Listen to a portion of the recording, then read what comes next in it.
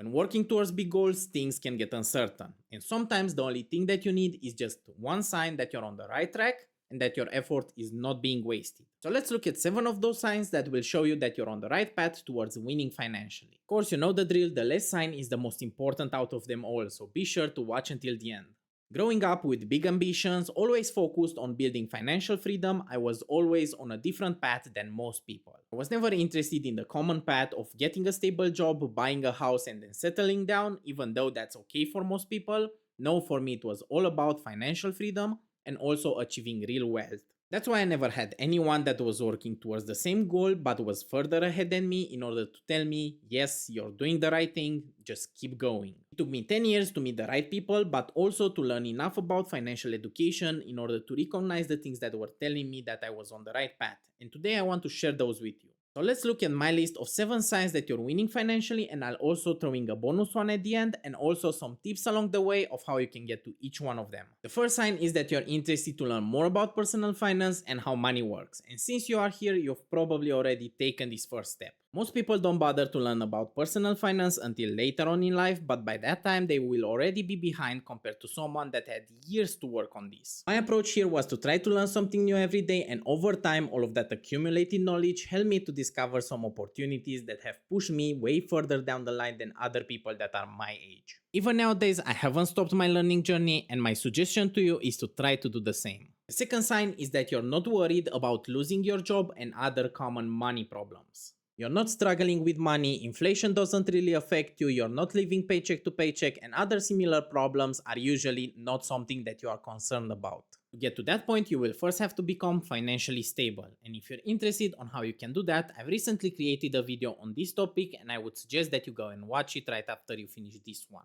I will also leave a link in the description below so it's easier for you to find it. The third sign is that you're not falling for financial traps. You're not falling for the get rich quick schemes because you know that it takes a lot of time and patience in order to grow your real wealth. You don't have any bad debt that includes car loans, personal loans, or carrying a balance on a credit card. Even a mortgage can be a bad financial decision and make you house poor if it's more than a third of your income. And most importantly, you're not falling for the expectations that other people have of you that will drive you further away from your goals. Take time to research what really matters and also what's important for you so you avoid wasting your money. Number 4 is that your income and your net worth are trending upwards over an extended period of time. The progress that matters takes time to build and also it compounds. So even though it might look like nothing at first, it will eventually grow exponentially after enough time. Better understand this, think of internships and pro bono work. Even though they might not make you money right now, they will eventually open up more opportunities for you.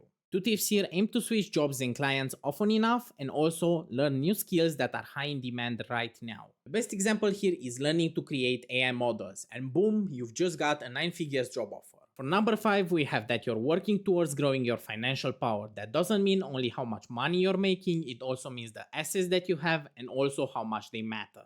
For example, owning shares in a company that give you voting rights is more powerful than owning a house. Hey Harvey, I know I'm not a partner, but do you mind if I... Go ahead. Nice.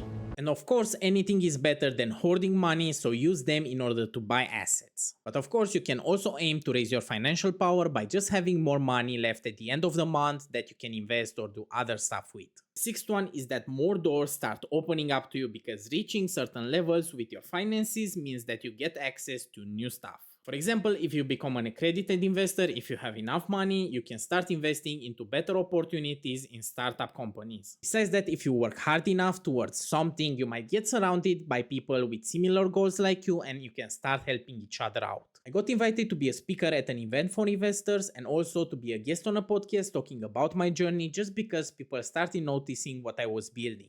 The best piece of advice here is to start connecting with people, network and offer to help when you can, and they will eventually promote you even further. The seventh sign, arguably the most important one, is that you have time. I'm not talking here about having time on the weekends or the afternoon off, I'm talking here about having more time than the average person. Initially you trade your time for money, but if you make smart financial decisions, you can end up buying more of your time back. Having employees to lessen up your workload, but also hiring people to do chores for you like cooking and cleaning are just some examples of how you can buy back your time.